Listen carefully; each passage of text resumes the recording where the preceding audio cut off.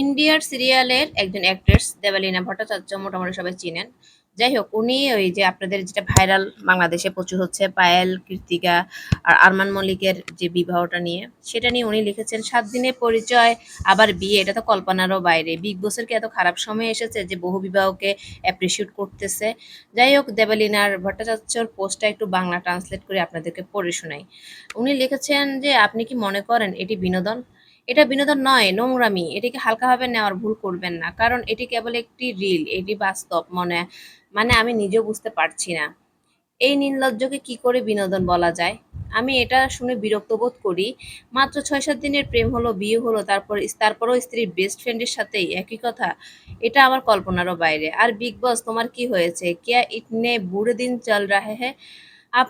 আপনি বহু বিবাহকে বিনোদনমূলক মনে করেন। আসলে সত্যি কথা, বহু বিবাহ কি বিনোদন? বিনোদন না। এটা একজনের মনে কষ্ট দিয়ে আরেকটা বিয়ে করছেন, সেটাতে আপনি সুখী লাইফ লিড করবেন, আবার এটাকে অ্যাপ্রিশিয়েট করবেন, কখনোই না। আসলে দেবালিনার কথাগুলো যুক্তিসঙ্গত আছে আমার মনে হয়।